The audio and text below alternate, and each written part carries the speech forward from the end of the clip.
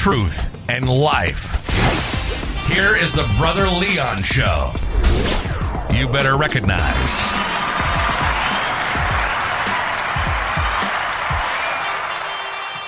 What's going on, my listeners? This is your boy, Brother Leon, and you are tuning into another episode of the Brother Leon Show.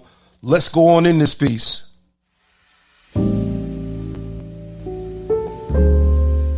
So today is going to be a day that is different from any other day.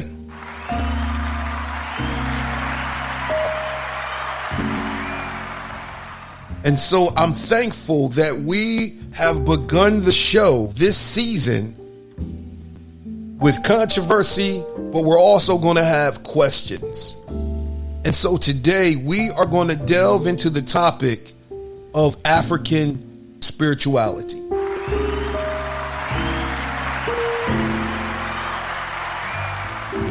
So today on the show, we're going to have Miss Kharla Jean from Wayome tribe. And she is going to tell us about her practice in Vodou.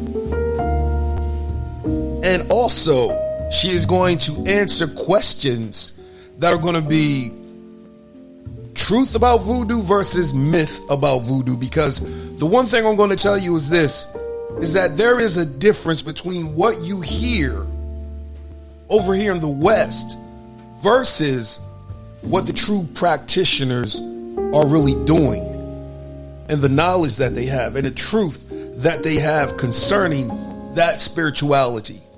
And so the one thing that I want you guys to understand is this, is that yes, Christianity was embraced, but it is not the only spirituality that is out here. There are a lot of people that are leaving traditional spiritualities and going back to their ancestral spiritual systems. And so am I a practitioner of Christianity? Yes, I am. I've embraced Christianity, but I also respect other people's spiritual systems and beliefs and traditions.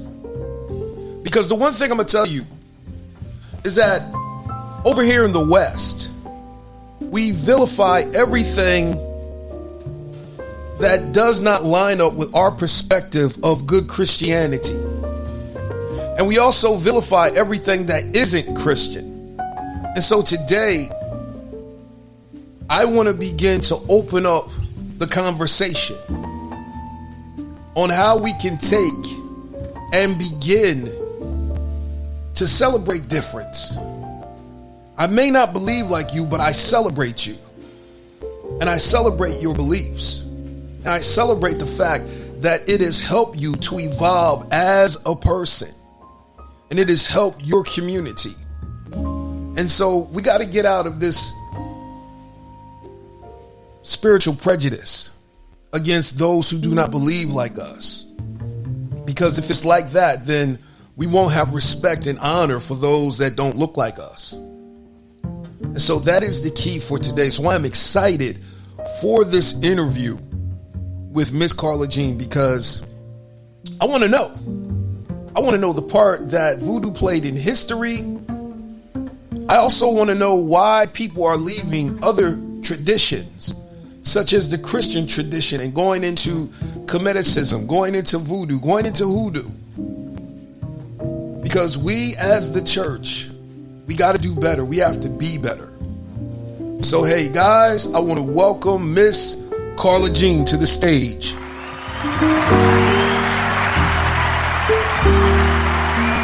Hello, how are you doing? Hey, how you doing, Miss Kharla Jean? Let me give you some applause.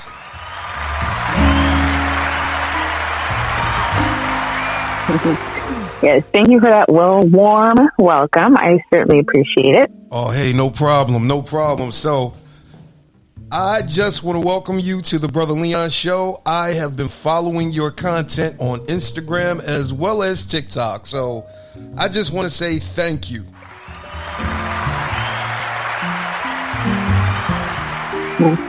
Honestly, I didn't realize. I really appreciate it. It's always good to know that, somebody's watching. Oh, yeah. Oh yeah, definitely. I'm telling you, it's like that Rockwell song. Somebody's watching me. So it's always good to get those clicks, to get those views.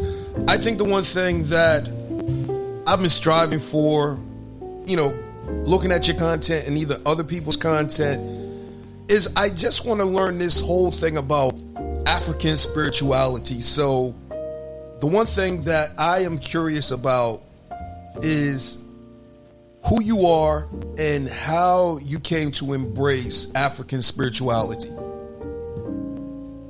Okay, absolutely. Let me give you a little bit about my background. As you know, my name is Kharla Jean, and it wasn't so much of getting to a point where I eventually embraced African spirituality. It's something that my mom had already practiced. So growing up, I was surrounded by the nuances of Vodou and the life of a practitioner. So it wasn't that hard of a leap for me to begin practicing myself. Okay. Wow. So this is a family tradition. Yeah, exactly. So it's really been interesting getting to watch the way that things have transformed on social media and pop culture, because when I was first becoming aware of it, like as a young child, we weren't really allowed to talk about it. It was something that I knew if I really mentioned, people would shame me for. And so now everybody's kind of, trying to figure out more about it. And that comes with some good and bad, but it's definitely very different than how it was in like early 2000s. Oh yeah, definitely. Let me give you some applause. I just heard you call, because here in the West, we call it voodoo, and you just pronounced it totally different. So, is there any truth to the way that we as Westerners call it? Because you just pronounced it totally different from what I'm used to.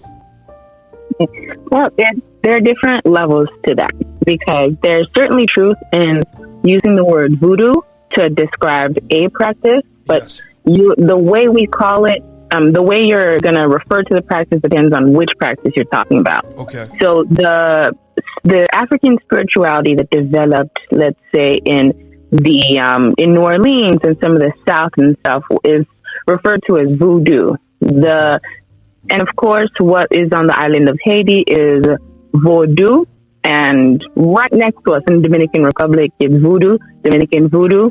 And then if you go back to Africa, it's Vodun. I honestly don't want to get too caught up in those semantics, because most of it are just variations in how the languages develop, whether you had more Spanish influence, French influence, or English influence over the African, languages that the slaves brought over. But so in terms of what's right or wrong, we call it Vodou in Haiti, but it's not really offensive or anything, and it's not. It's just a bit inaccurate. And at the end of the day, as long as you know what you're referring to, I think that's the most important thing. Okay. All right. Thank you for that. Let me give you some applause.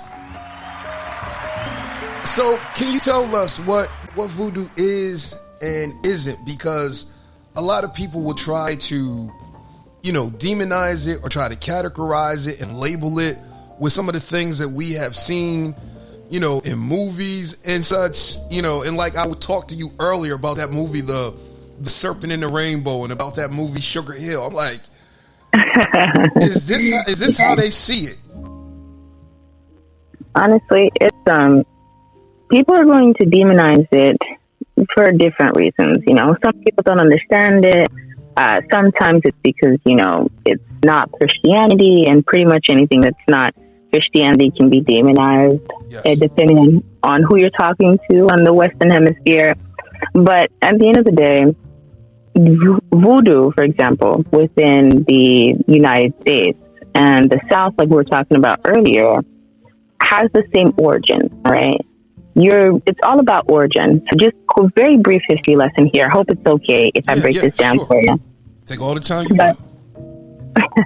But let's say the mother of most ATRs are going to be the African spiritual practices that existed in the central and western kind of area of the African continent before and throughout the slave trade.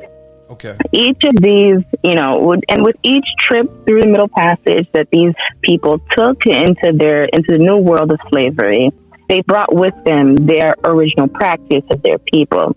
And depending on where they ended up, some of that practice survived better in other places. So in an area like Haiti, the religious and spiritual practice of our African ancestors survived in the form of religion, and it was well preserved in a sense. But when you get to some areas of America, you see that things weren't preserved as well. So some of the religion may have been stripped down to just spiritual practice and or just spiritual work. But there are similarities throughout all of them. You might see it in the deities that we work with, and some of the way that we announce spirit work, the way that we hold altars, venerate ancestors. We have those points connecting the different ATRs together, and the variations really come from the history of whatever island you may have landed on, and the way that the country that colonized you, like what they were pushing on you. So some people might have more Catholic influence because, Spain may have been more Catholic than France at a given point in time. You know what I mean? Yes. And so for me, being a Haitian who practices Haitian Vodou, there is quite a bit of religious connotation there. But with Voodoo, it's a little less religious and more spiritual in a sense. Okay. All right. Thank you for that. Are there any high days or traditions that you could tell us about? Yeah, please. Now, they were saying that within Vodou, you could find a day for every single spirit, 365 days a year, because there's so many different spirits within the pantheon. But we kind of have like a season of ceremony, and that would be probably the biggest, the biggest days for most Vodouism everywhere, because there are some regional differences in the way we practice. Okay. And again, that kind of goes back to like if 80% of the slaves that landed in the South were from one area of the African coast, and then maybe 50% of those same slaves ended up in the North side. That created a few variations in language and the way and deity.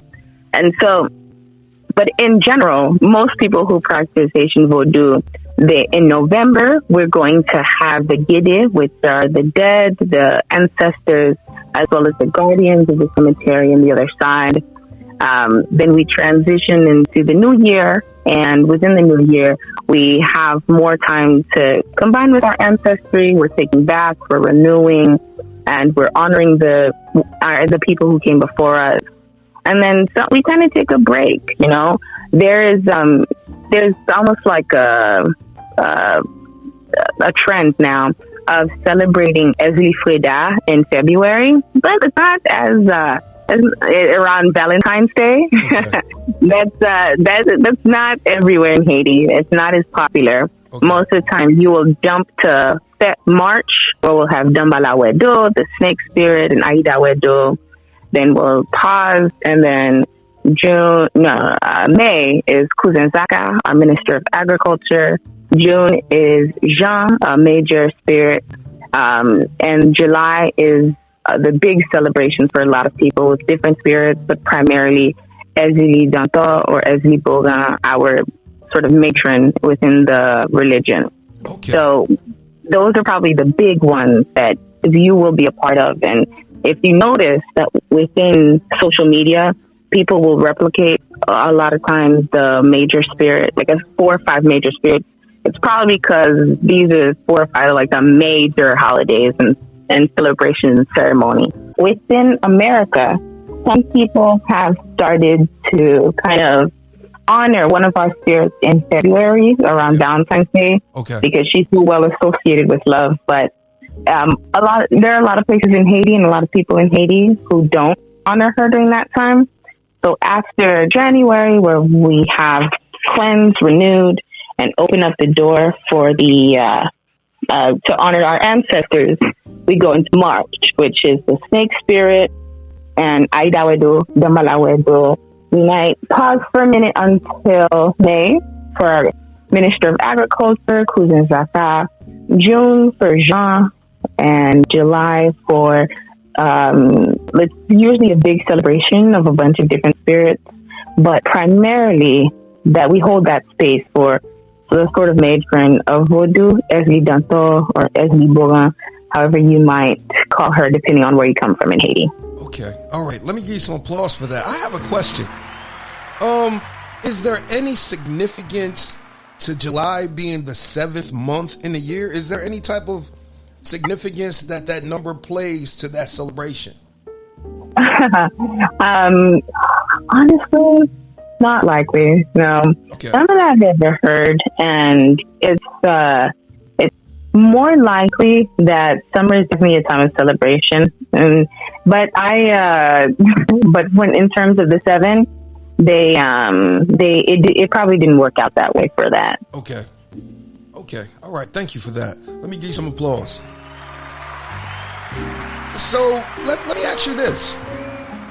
A lot of people, they are afraid to embrace a lot of spiritual systems, even African spirituality.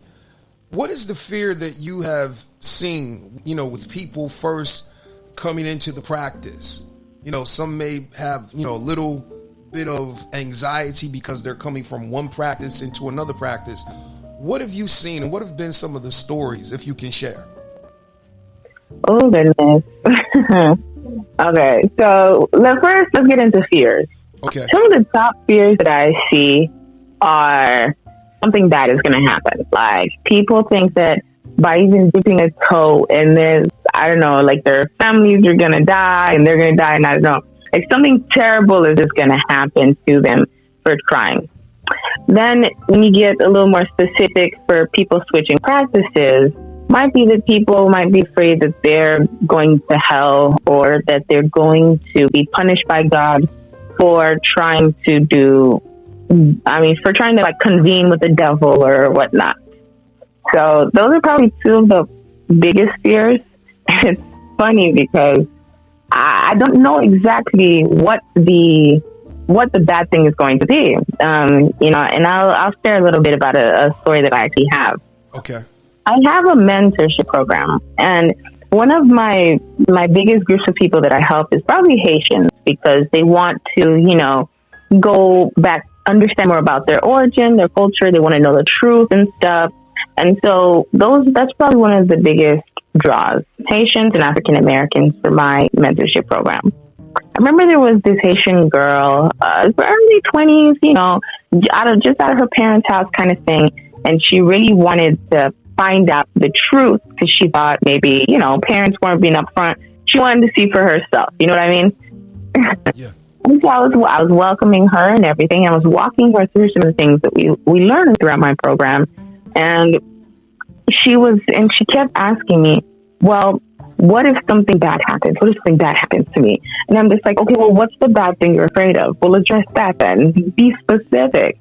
And she was telling me about how she had heard that after working with the spirit, her uncle had basically had died because he sold his soul off to get money. So now the spirits ate him, or basically sacrificed him to the devil or whatnot. And he died a terrible death because he traded his soul for prosperity. That is I think it's probably one of the most popular fears that people can have, that they're going to work with these spirits, and simply because they choose to, or even choose to honor them, the spirits will just somehow automatically punish them for asking for help, or kill them, or kill their families and their descendants. But that is not necessarily the case. Wow, I am so glad that you said that. Because I come to the realization, and I've asked Christians this: what would you be without the fear of death, the fear of hell, and even the fear of the devil? Because the one thing that I truly believe is that they will give you organized religion to control you, but they will never give you truth to free you. And so one of the things that I thoroughly believe is that the whole spirit realm is comprised of energy, and that we as people, we can be vessels, whether it be good energy or bad energy. But it's about what you give yourself to, what you yield yourself to, and you will begin to see the manifestation of that thing. I think a lot of people are afraid because they've been indoctrinated into the fear. And so, like you said earlier, if it's not Christian, it's automatically a devil. And I'm not going to lie, in my 52 years of living, that is what I've heard constantly. We were forbidden to look at certain movies, certain books, even, talk to people that were of different religions than us. And so this is the reason why I'm so enjoying this, because I just want to be able to see the difference, but also celebrate you as well, because this is a part of our people, black people as a whole. And I'm like, and I tell Christians this, and I ask them, like, I understand that Christianity was embraced by some, but it wasn't embraced by all. And to those who it wasn't embraced, can you trust that system to save you if it was forced upon you? And I get crickets when I ask that question. I get crickets. But I totally understand why your mentee had that fear, because when you look at certain stories and you hear certain things, it's like, even indirectly, the fear is still there. Seriously. So I applaud you for helping people get past the fear and come into a tradition and a system that links them to their culture, to their history, to their ancestry, and everything. So I just want to give you some applause.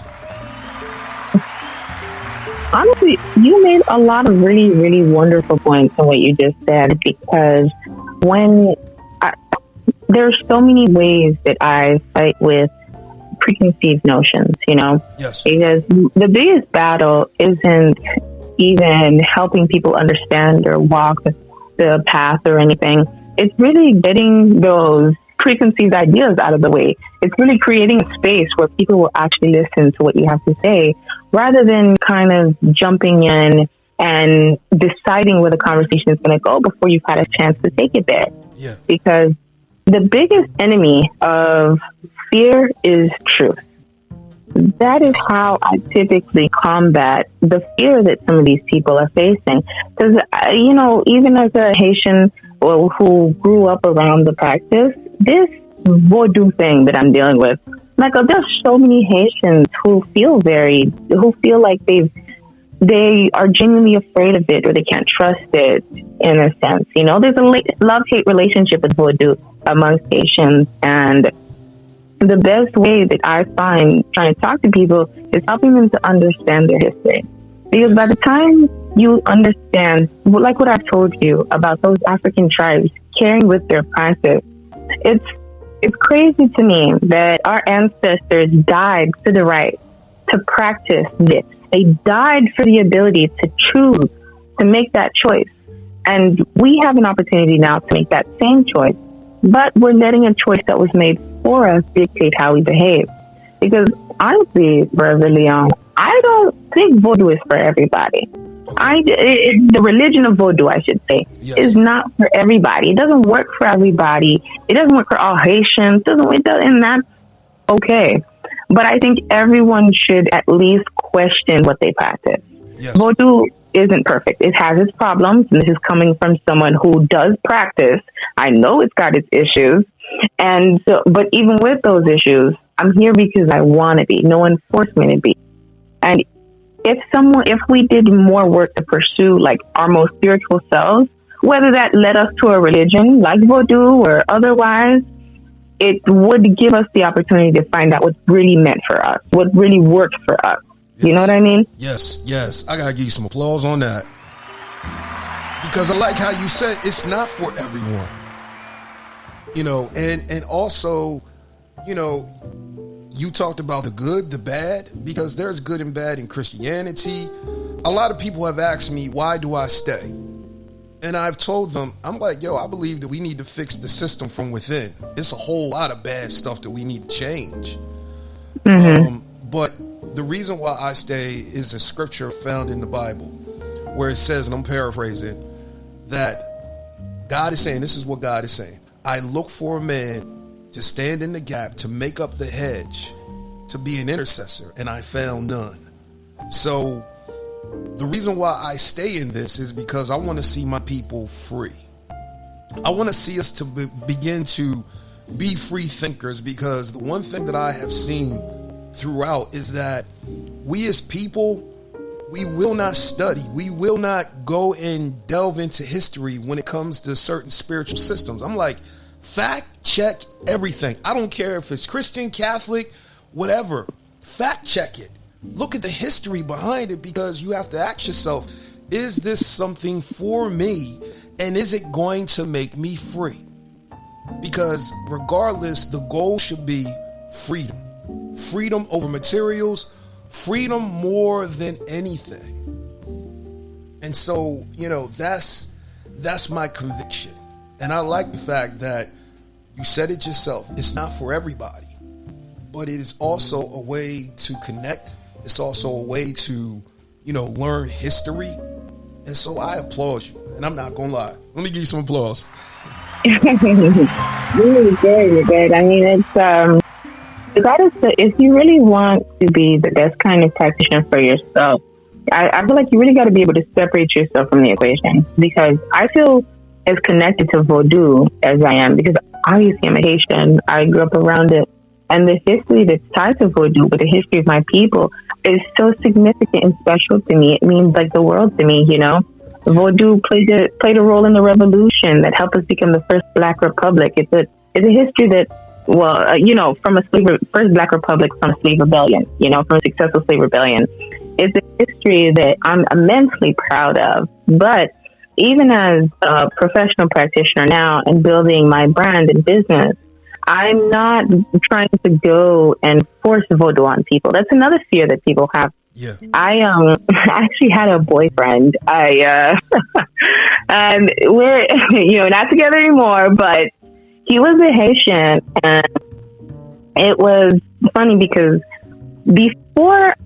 actually I had two boyfriends back to back. Sorry, getting into my little personal life here, but okay. Okay, so that first guy I was dating was a white guy, and he didn't really understand it. He was just like, no, this doesn't make sense to me. He almost felt uncomfortable by it. And then when I started dating this Haitian guy, people told me, oh yeah, this is going to be great. He's going to understand you so much better. You just wait. It's going to be, he's going to get you, Yeah. And he did not get me. And I remember there was this time obviously I'm very passionate about this. This is what I built my business on. It's my hobby. So it's all around me pretty much all the time.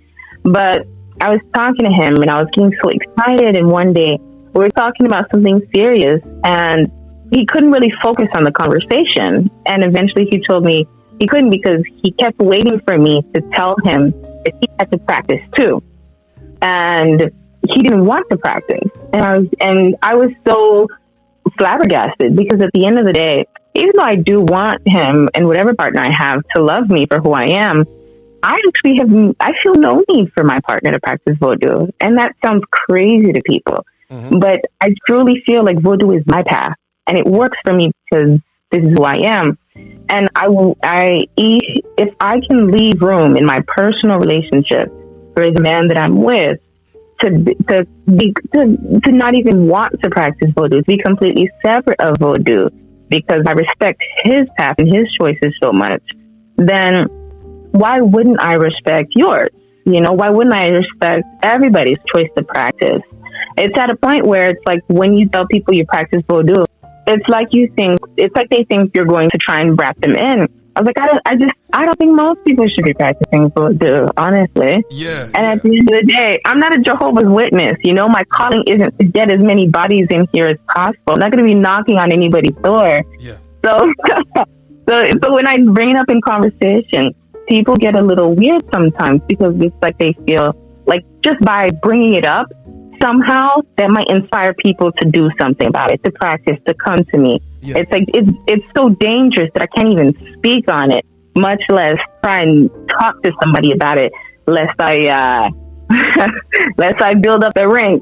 Yeah, look, Miss Kharla Jean, I feel you on what you are saying. God be my witness, because at the end of the day, I've tried to connect with some Christian women, and because of our personal convictions, it just wasn't possible. I find within myself, in my own personal life, that I get along with people who are not of the same faith or different faiths, because at the end of the day, I wear a lot of hats. Yeah. I just want to be able to, after I'm done doing all of that, I just want my woman, I just want to lay my head in her bosom and she be my peace. That's it. She don't have to be Christian. I just want her to be my peace. I want our atmosphere to be so peaceful that we don't need the vacation. Vacation is an add-on. It's not a necessity. Yeah. That's it. And the crazy thing is that it's like, when I say I'm Christian, then either I get the judgment or I get put in a box. Yeah. And I hate that. Oh, I hate it. I hate it with a passion. So I'm very reluctant to tell people that I'm a Christian. I'm very reluctant to tell people I'm a pastor, because once you tell them that, you're supposed to act a certain way, be this, be that, you lose all of your humanity. And that's the crazy thing. So I feel you in what you just said. So I totally, I feel you on that one. I'm not gonna lie. Let me give you some applause. I'm at a point where I'm not here to argue with anybody. Yeah. I'm just not. It's like people be more ready to argue with me than I am with them, because I don't want, and I don't have anything to prove at this stage of the game. Yeah. I'm at a point where if what I have to offer can serve you, can make things a little better in your life, can maybe, fulfill something in you that you were looking for. Yeah, man, come on in, join the club. I'm ready to help in whatever way I can. Yeah. But it's hard to think of someone like me in the same light as the way Vodou and Voodoo and Hoodoo and Santeria, Lukumi and Palo Mayombe, and how all of these things and 21 divisions. It's hard to think of someone just being chill and just having a conversation, just actually trying to help someone. But the way that Vodou has been portrayed, it's hard. Oh, yeah. So I give people some grace. I'm gonna be honest. I'm just like, you're treating me like this because you don't know me. If you knew me, you probably wouldn't react like this. But if you're not going to take the time to get to know me either, then there's really nothing more to say. Yeah, exactly. I believe that we need to begin to see people for who they are and not for what they do, because, a lot of people, they will put labels on you and misconceptions. Ooh, she's a voodoo priestess. Yo, you better watch out. She might got a doll. Don't let her touch you. She might blow some dust in your face. I mean, it's just crazy. Some of the stuff that, we allow because, what we've seen in the media or what we saw on TV, it's like, oh my God, really? And it's crazy because you won't allow yourself to know a person because of the wall of fear that was put in you, that you automatically put up soon as you hear certain words. Like, soon as you hear certain words, it's like voodoo. Ooh, hold on, don't mess with them. Don't go over there. The same thing can be said about Haitians. I'm like, are you kidding me? I'm thinking to myself, like, you don't know what you missing. Haitian women are some bad women. I'm like, man, please. Telling me I'm thinking to myself, I'm like, man, I remember one time I was at a rehab. I was at a rehab facility visiting a person. And mostly all the nurses and stuff that worked there were Haitian. And I was like, oh my God. I cannot believe, oh my God. I mean, these women were bad. I mean, they were bad. I'm like, Lord, who? I remember I met one nurse. I was like, man, look, I'm just going to have to shoot my shot. I'm going to bring her some roses or something. But But the crazy thing is that you hear all types of labels when it comes to, Haitian women, Haitian men, and Haitian, Haiti, the country itself. It's like, I hate it when I hear American pastors talk about Haiti selling its soul to the devil to be free from to be liberated. And then they try to justify it by the conditions that Haiti is suffering right now. I'm like, no, that is not the case. But that's oh God. No, speak your truth, speak your heart. I mean, this is something that is, especially, honestly, especially when black pastors say that really, really, really pisses me off. Very, very much so. White pastors is almost like I can understand it, but I don't like it. But it's like, Jesus. But like, for you to be a black pastor and for you to say that, it really, really kills me, because one, you certainly don't know your history. You don't, because so many of the problems that Haiti has faced and is facing, if we ever had to deal with any kind of devil, it was a white one, okay? Exactly. The position our economy is in right now, a big part of it, because of colonization, because of slavery and all that. They say it's like, it's like there was a deal with the devil or whatnot. I was like, if that devil is France, then sure, it was absolutely a deal with the devil. We had to pay France reparations for the slaves they lost, apparently, when we declared ourselves free. So when my ancestors declared themselves free human beings, and so that they could have the autonomy to live as free people, they cost France money and had to pay France back for that money until about 100 years ago. Wow. And like 100 years ago, bro, that's like 1 or 2 generations, 3 at most, and I hear people talking about this, and I think to myself, the enemy is right in front of us, but why would we talk on the truth? Yeah. It's like we're saying earlier, fear is much easier to propagandize. It's much easier to spread than the truth is, especially when the truth is something as simple and straightforward as what we've always known it to be. Exactly. It's not salacious to stand in front of a pulpit and say that colonization was bad, but it definitely, we're like that example a bunch of pastors can always go to. Look at Haiti. Look at them. Look, it was that deal with the devil. Don't trust the devil or them, or else you'll be just like them. Yeah, exactly. And the sad part is that I'm gonna be honest. I'm gonna just say this. If you can say that about Haiti, then my question is, what do you say about the States? Because at the end of the day, when you look at some of us, I'm like, come on. But the one thing I realize is how dangerous that white Western Christianity can be for all people. Black, white, it doesn't matter. Because the one thing that I see right now is that Christianity has totally transformed when you look at it stateside. Because the whole image of white Jesus has messed us all up. And I talked about this the other day. I'm like, we up here crying over an image that was given to us. We sing songs over an image that was given to us. And when you look at the marketing scheme and the plan, you see white Jesus on church windows, on fans, on envelopes, on daily devotionals. And that's what we believe Jesus is. He looks just like that painting. And we come to realize, like, okay, modernize. Okay, Jesus is Jim Caviezel, Passion of the Christ. Jesus is Max von Sydow, the greatest story ever told. And then the crazy part about it, Christian Bale, he played Jesus. So Batman was Jesus at one point.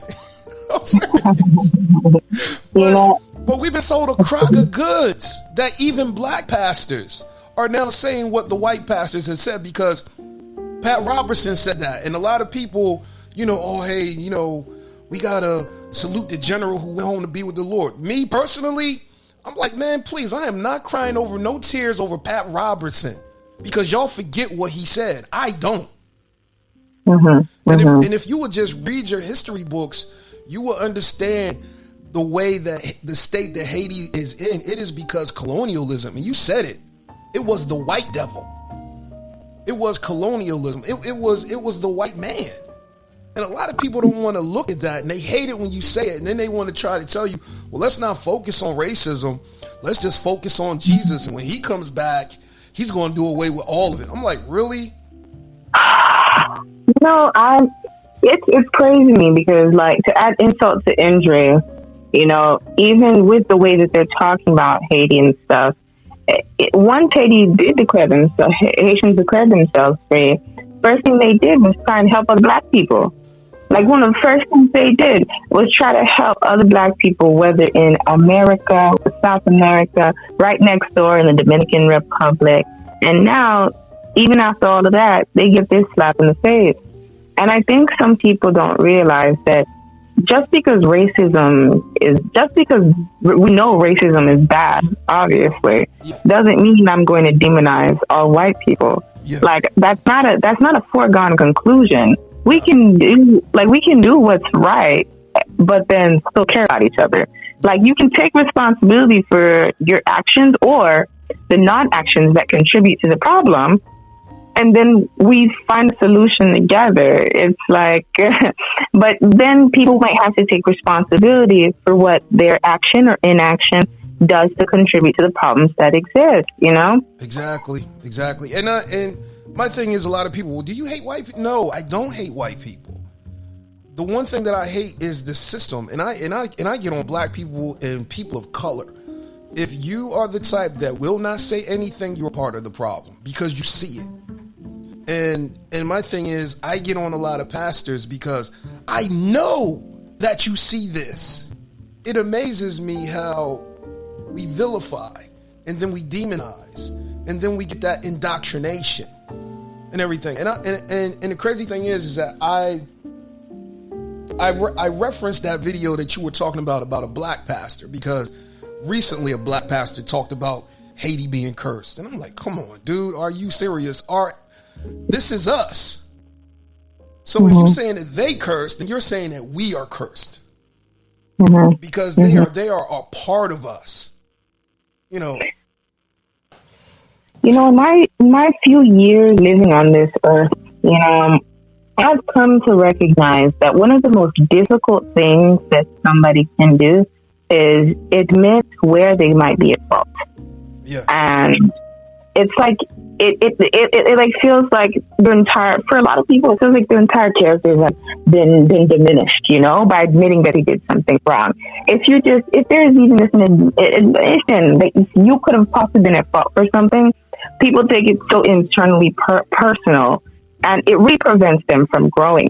It's the problem within some of the black community, the church community, the black church, you know.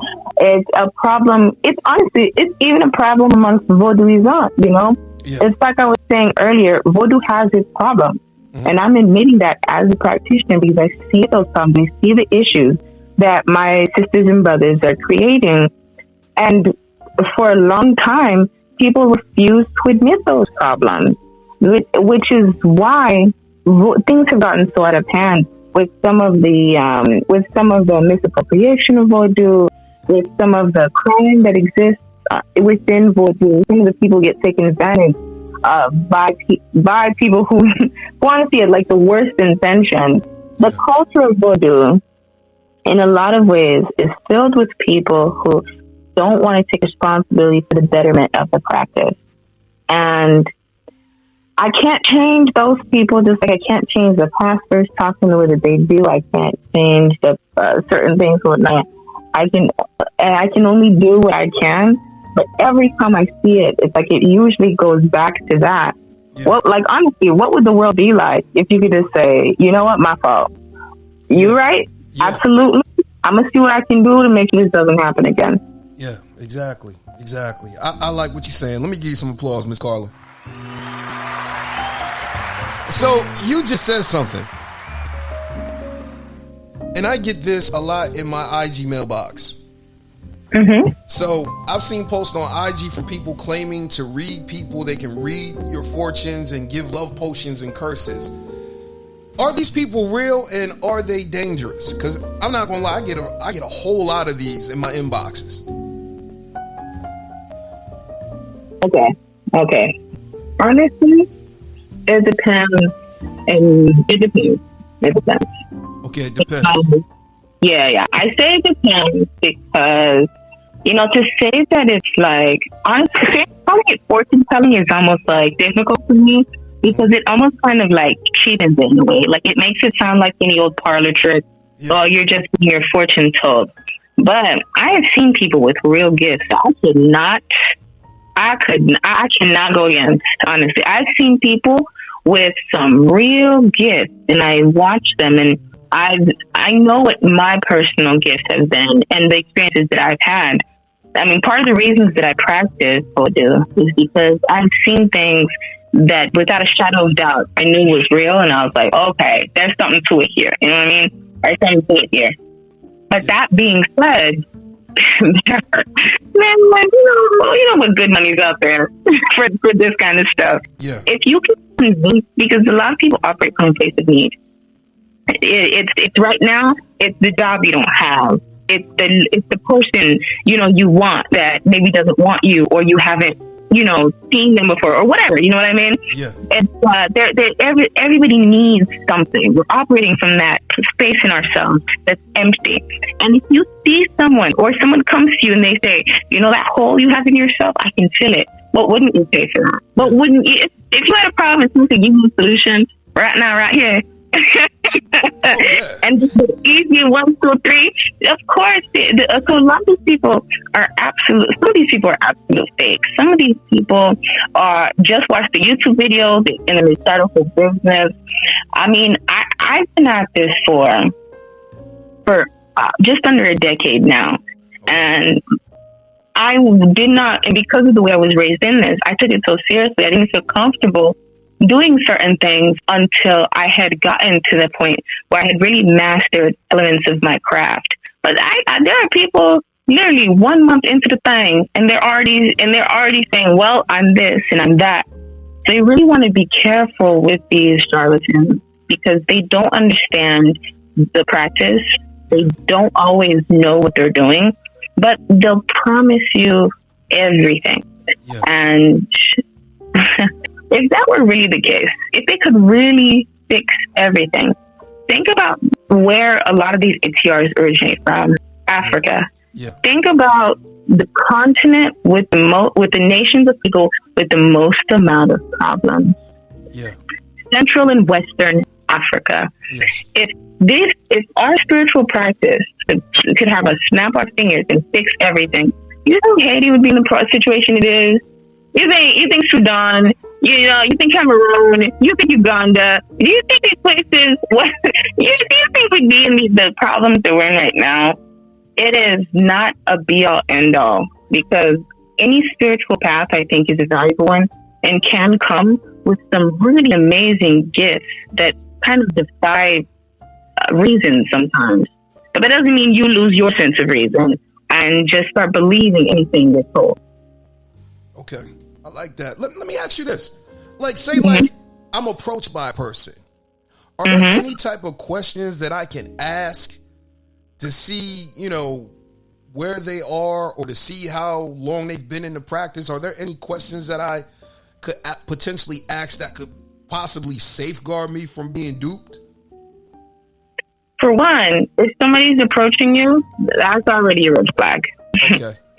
Yeah. If somebody is you don't need to be approached by anyone. Most of the ones doing the approaching are usually in some way a little suspicious, you know what I mean? Yeah. But if you're seeking out somebody, for one, take your time to maybe learn a little bit about them. Social media, like in its nature, is a little bit it's a little faulty, It's people are presenting their best self or version of themselves. But take the time to do what you can. Talk to them if you can, and if they give you guarantees, be wary. Okay. Any kind of guarantee. Any type of guarantee. If they're afraid, any kind of guarantee, be careful, be wary. Okay. If you are talking to them and They are afraid to say what they don't know, or they're afraid of talking about their limitations. Be careful, because from my experience, the people who are claiming like, oh, I can do anything or this, or like they have no limit and give me these kind of guarantees, I was like, those same people on Instagram or TikTok, they're the same ones whose clients circle back to maybe me, and they're telling me that so-and-so couldn't do this that they promised me.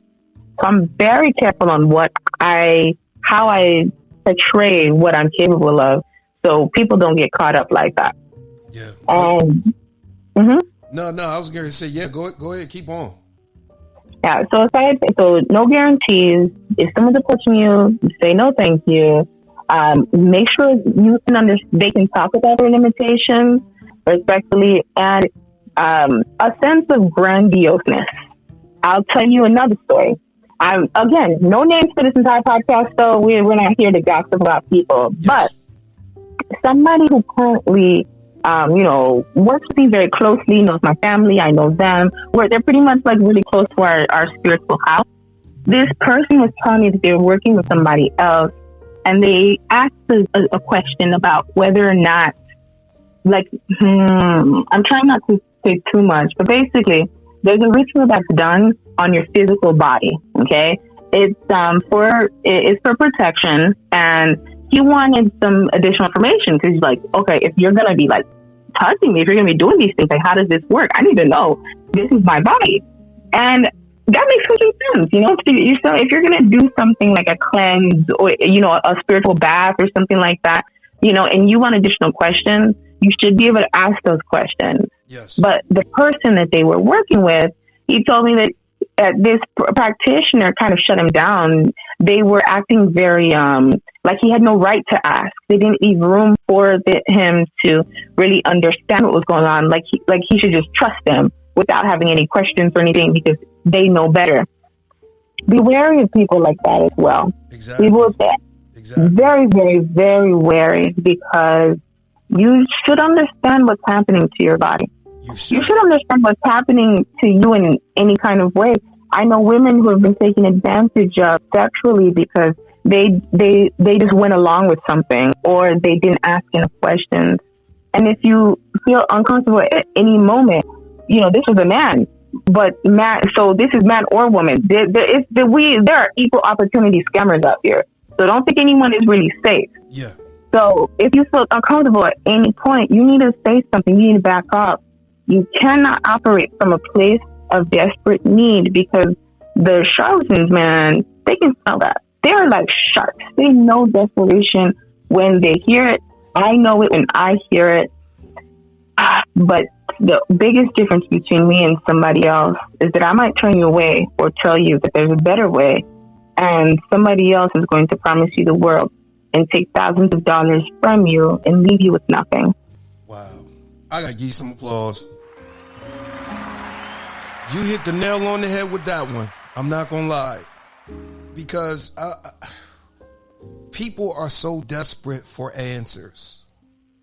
And that's the one thing that a lot of people are getting exploited, because they are desperate. Some people, they have that scarcity mindset that they believe that they can't find answers any other place. And I'm like, yo, the answer is there. You just gotta, still yourself in order to hear it or in order to see it. Because sometimes we are so busy in our minds and in our hearts that we can't focus enough to see it. So, hey, I thank you for saying what you said. So let me ask you this, because it's almost like you described Voodoo, Hoodoo, and Santeria. It's almost like they're denominations, like church denominations, like Baptist, Methodist, Pentecostal. Yeah. That was funny. I never thought about that. It's just because you're on my very first, if you were taking that mentorship program, right? Yeah. The very first lesson that we would have, and I always have with everybody, are 3 parents of Vodou, so that I can help you understand the origin of Haitian Vodou. Okay. Those 3 parents are the native people on the island before Christopher Columbus got there. Mm-hmm. The Christian Catholic churches, their influence, and the synchronization that happened with third parent, which is the African tribes. Most of the time, regardless of where you go in all of these practices, hoodoo, voodoo, Wayome, whatever, you're gonna have those three parents, and usually on rotation in some way. Okay. You know? Yeah.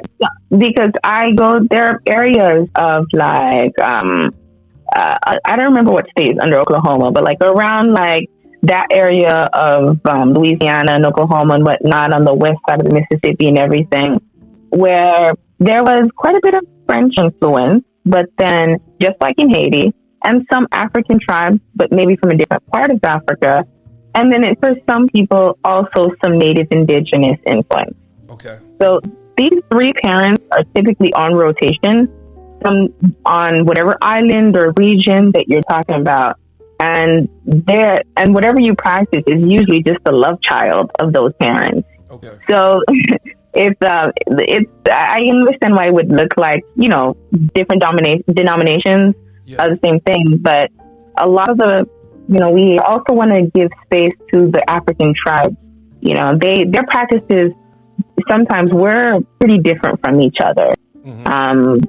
So sometimes vastly different, and some of them were also fairly similar because of, you know, trade routes or communication between these tribes and stuff, how combined the societies were.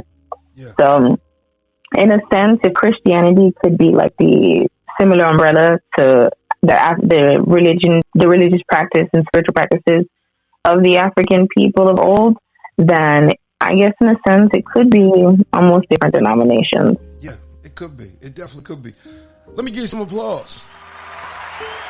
So Miss Kharla Jean, have you ever traveled to Africa? Have you been outside the country to observe and maybe study and practice with other practitioners? I am waiting for my Africa trip. Okay. I'm actually trying to plan one tomorrow. I mean, no, not tomorrow, next year. Okay. I have a few projects going on right now. Just in terms of you saying, you know, have I ever other practitioners? Right now, I'm kind of doing a survey of different Vodou practitioners for documentary I'm making with somebody. And that person is headed to Africa in the next couple of weeks so that they can do some filming. I couldn't make it out on this trip, but I'm hoping to make it out next year for the trip. And part of, I suppose, my goal with the interview style show that I have on YouTube actually is talking to different kinds of practitioners from the different ATRs and seeing where that bridge exists between all of us. So I've kind of been building that in the background, and it's been very, very interesting and fulfilling to see how connected we all are. Wow, that's great. I can't wait. I'm serious. I can't wait. Definitely let me know when y'all done that documentary. I'm going to have you back on here. Oh, yeah, absolutely. It'll take some time, though. Like this, it's just in the beginning stages. Okay. He's going out to start filming over there because he'd already had a trip planned. Okay. And I'm just starting with the local interviews. We're hoping to be done by maybe middle or end of next year. So I want to ask you, tell us about your tribe name. Where does that come from and what does it mean? The business, yes, Wayome. Well, I was trying to find a name for like the business and everything. I couldn't. I was like, man, I want something that like feels connected, you know, feels together. And Wayome in Creole means kingdom. And when we talk about kingdom in that sense, it's usually like all that there is, or all of the people here and stuff. When you speak of a Wayome, it's all that there is in this area. And then the word tribe kind of was a way to connect us. So we are one people that exist together within this space. That's really why that's really how I came up with Wayome Tribe. Wow, that's great. I like that. I'm serious. Let me give you some applause on that one. So how did the practice develop into a business? Well, as I said, we've been, as a Vodou priest or priestess, the way we make our money is especially if you like this is your life purpose and everything, we typically make our money through clientele and everything. So it's just like a pastor might instead of taking money from congregations or offering, we take it the exchange for service. And we serve all kinds of people. It doesn't have to be just the people under your spiritual care. Okay, so let me ask you this: like, are there like a lot of clients and your clientele that are using African traditions and maybe even, you know, wanting to go into the whole holistic health alternative, you know, other than medicine? Because I know a lot of people are starting to get away from medicine and starting to go to herbs. Do you get a whole lot of business like that as well? Oh, absolutely. Because depending on the originally the Vodou priest or priestess was pretty much like the witch doctor kind of thing. You know, you don't really have doctors and stuff, so you went to your local healer in that sense. You know, the word for clientele is pititse, which translates to children of belief. So, in a lot of ways, we didn't have such an emphasis on like the quote unquote magical thing with like the love spells and this. It kind of started out more in doing treatments for sicknesses, illnesses, stuff like that, and also having a spiritual component to it. And most Haitians, if they were raised in Haiti, it's like they take a master class in herbs because you don't have access to healthcare like we do in America. Yeah. So you need to know your stuff. You need to have that foundation of everything that you're going to use for this kind of illness. Holistic medicine in general isn't even really it's not like a something for us. It just is, because that's the way of life. So a good portion of our clientele are pregnant women. We have one in our care now. The other one we just finished with. Sometimes people who come with who are sick with something. We have a mother and her son right now. Her son was dealing with an ailment. He said that he was having trouble the traditional way with doctors, so they came to us instead. It's a good part of our business, actually. Wow. Well, you know what? And that's the one thing is can we bring healing to our people? I got to give you some applause. You know, because I'm not going to lie. If you could just come up with solutions and come up with herbs and know how to mix them just for inflammation, I'm like, man, people be beating down your door because they don't want to take Tylenol no more. And they're tired of the synthetic drugs messing up their kidneys. You know what I mean? The biggest obstacle for me in doing that is creating what I'm calling an herb index, on my computer. Because sometimes a lot of the knowledge that I have was passed down to me from my mother. And she may not know the name in English, or they have a popular or regional name for the herb in where we come from in Haiti. So then I have to translate. Then I have to do research, figure out what the English name is, the scientific name, and how to basically present it in a way that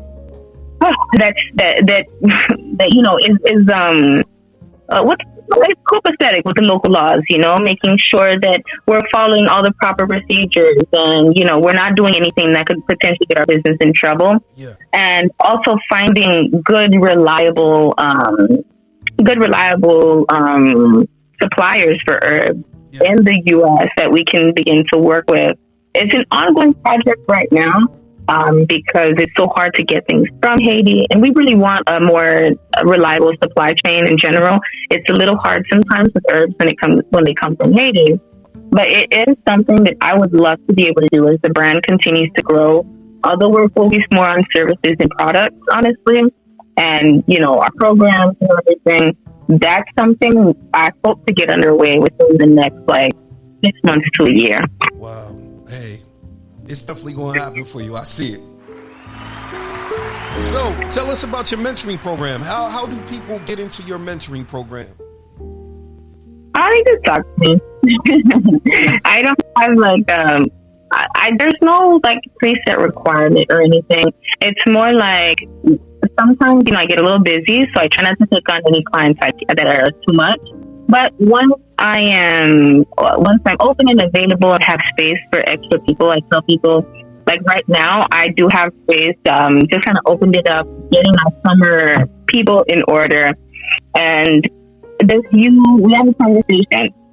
Sometimes people think they want Vodou mentorship when really they just want to understand a few fundamentals of spirituality. And if I see that that's the kind of person you are, I tell you, hey, maybe mentorship is not the best thing for you. I think you might want to go with one of our classes instead, because mentorship is definitely in depth. Yeah.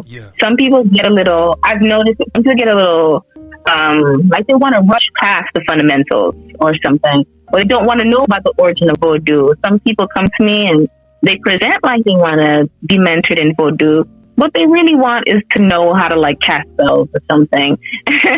Wow. And so that's it. And there's and I do have courses on spiritual work. I think it's a little annoying when people say we're casting spells. It's really more of a way to communicate to the spirits that walk with us and the God we pray to, I suppose. But when it comes to the mentorship program, as long as you and I can agree that it's the right fit for you, then I'm happy to take people in and help them. It's just talk to me and ask me what you need and how I can help.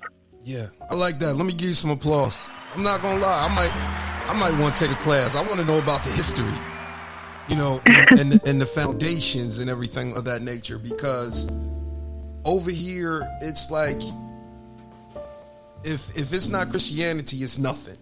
And that's it. And so my thing is that to understand, we live in a culture full of people, and I want to understand, how people believe, how people worship, how people, accept certain energies into themselves, and how they give certain energies off. So that's my plan. I want to be able to study how people believe, the foundations, and the why. I think my biggest thing is, why do you believe? That's my thing. So I'm definitely going to be talking to you, Miss Kharla Jean. That's the God knows truth. So, no, I got you. I get that. What people believe is probably one of the most interesting things I ever think about. There's a little thing I like to say. Religion is not the answer. It's not. It's like truth cannot be found in religion. And bear with me for a second, because the way I define religion is that it's our response to the spiritual truths we uncover. Yes. Religion is just our response. It's our way of like honoring that truth, and religion is the physical manifestation, the practice, the actual day-to-day aspect of how we venerate whatever spiritual truths that we uncover in the universe. Religion is almost your perspective to. Because, in honesty, I could die tomorrow, Brother Leon, and turns out the Christians were right. Maybe, I don't know, turns out I was wrong. Or I could die tomorrow and turns out neither one of us were right in any kind of way, shape, or form. And everything we interpreted from our perspective was lacking. But I can't really tell you that until I die and go off to the other side and tell you what I find, and or join you, and we figure it out for ourselves. Yeah. But so people should really leave room to understand where they might possibly be wrong, where they might possibly misunderstand something, because religions usually have more in common than they have different. And when we get caught up in those differences, it prevents us from being able to learn what other religions have to offer. Exactly. I gotta give you some applause, because I'm not gonna lie. I tend to lean towards. I cannot wait, for a God in the sky. My relationship has to be horizontal to a certain degree, because I need it to be relatable. But I also come to the realization that when it comes to heaven or hell, you can go through that on the earth, especially if you're in relationships. You can have a relationship and you feel like, you're in heaven, or you could be in a relationship and it's strictly hell, whether it be work personal love relationships, family relationships. I just feel as though that we can bring heaven or hell into ourselves, and I'm totally to the point where it's like a state of thought. And if you give your state of thought and your permission to that energy, it's going to manifest. So I totally applaud you. I feel you. I mean, in this day and age, when you look at the world we live in, sometimes I think that it's right there in front of us. We don't need to go waiting for help. It's right here. But also, I understand what you mean. I get you there. I'm still on that one.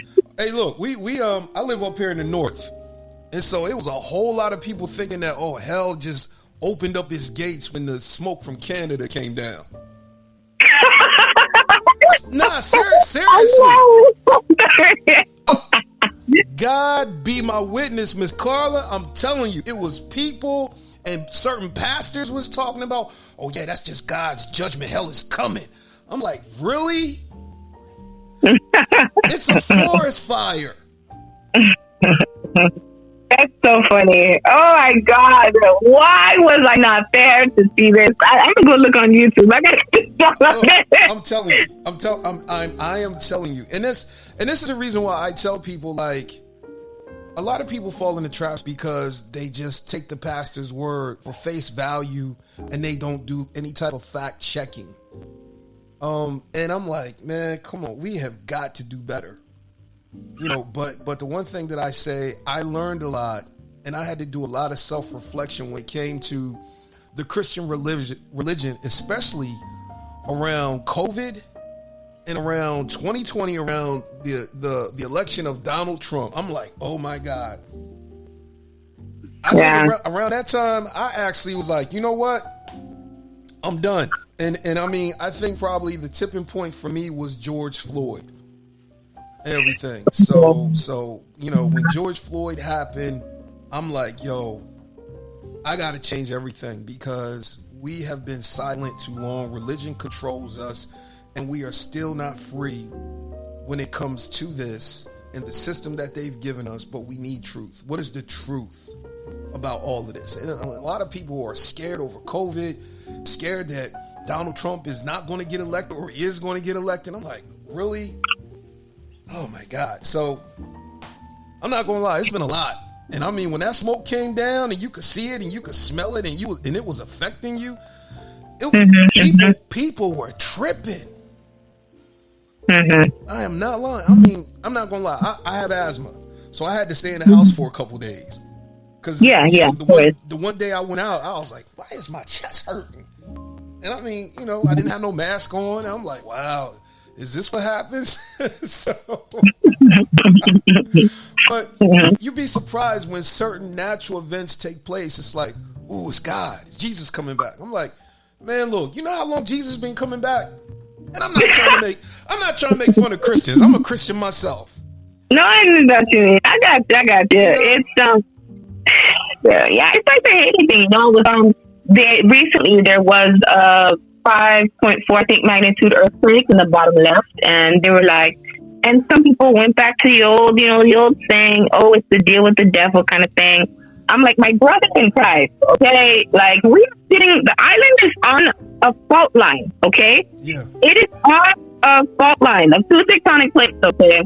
We are very close to the red zone. Honestly, we're like basically on it, really. But it's how close we are.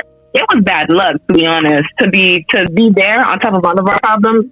Yeah. But you still got earthquakes 24/7. They got earthquakes 24/7. They're on a fault. They're close to a fault too. The only difference is they have the infrastructure necessary to deal with it. Yeah. And it's a very, very basic thing to understand. But it's like, you don't want to understand, man. They want something that can validate their truth. Exactly. I'm like, man. But the one thing that I say is this, is that you can use any sacred text to justify your prejudice, to justify ignorance, to justify fear, to justify anything. And that's why I'm a firm believer. I love the Bible, but anybody can use the Bible to justify anything.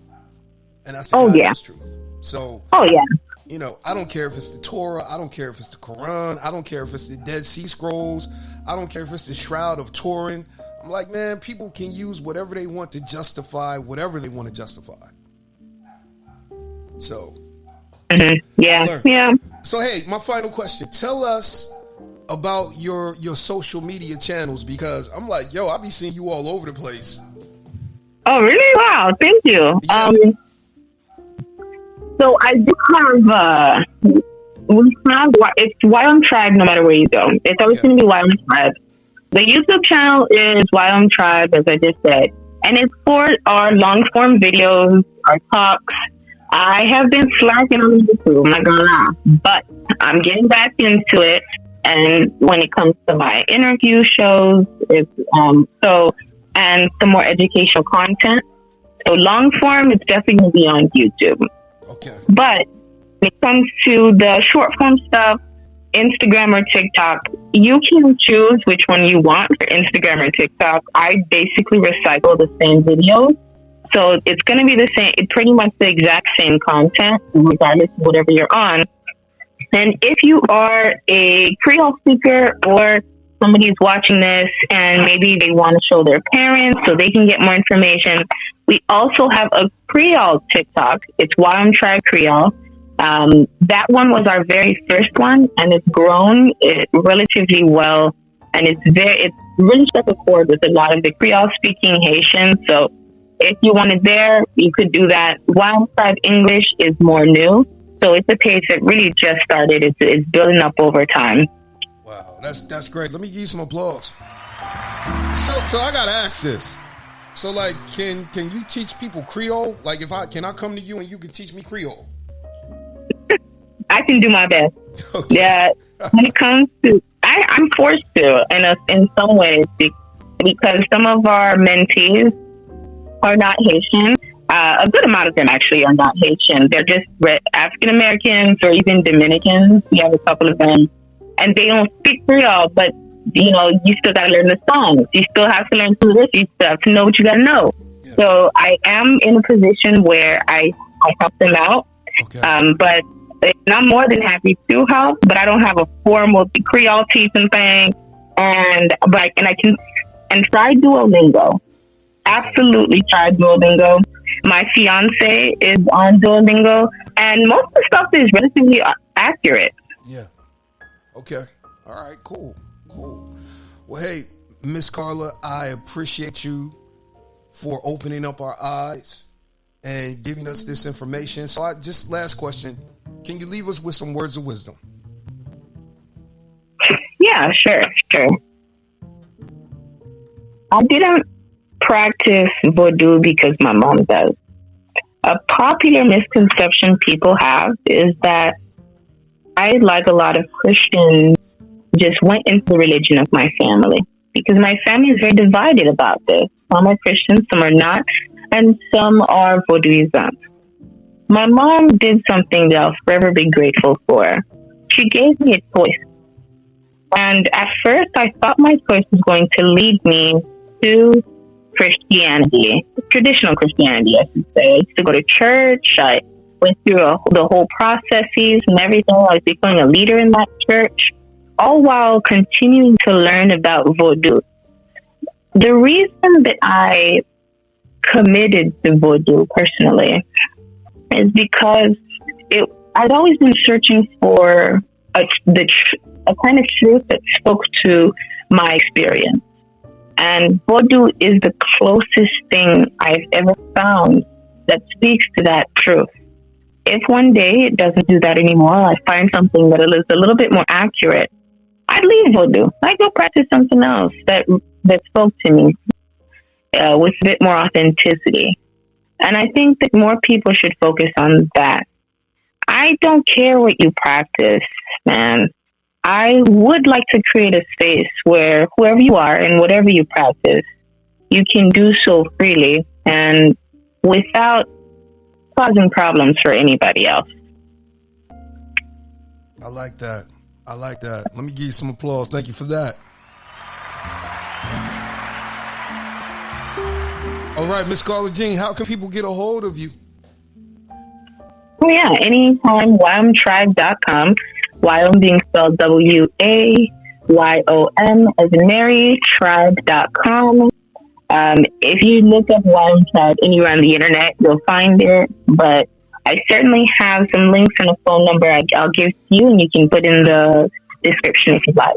Yeah, I'll definitely do that for you. And I just want to say thank you for this interview. You have opened up our eyes. You've given us some enlightenment as well as some encouragement. So I just want to say thank you. Let me give you some applause. All right. I appreciate you. I love the vibes here, honestly. I think you're doing a great thing, and I'll be happy to cross-promote. You can get both our channels growing a bit more, and you can get the word out. Oh, yeah, definitely. I want to see you grow. I want to see you soar. And I definitely want to see that documentary. That's the God knows truth. Nah, I promise you, it's already underway. You have yourself a blessed day, all right? You as well. Thank you so much. All right, no problem. Be blessed. Bye-bye. All right, bye. All right, guys, that was Miss Kharla Jean.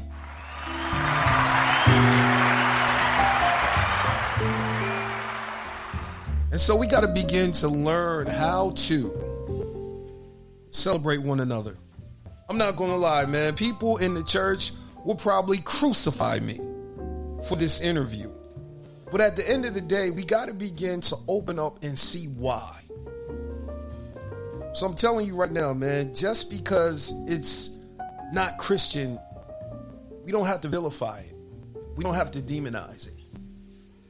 We can try to understand.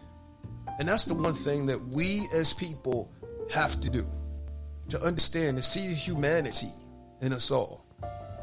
But more importantly, be the type of people that strive for truth in every aspect of our lives. I want you guys to be blessed.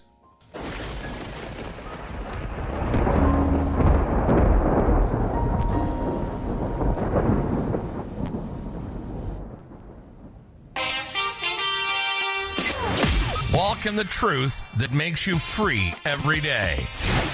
Follow Brother Leon on all social media outlets.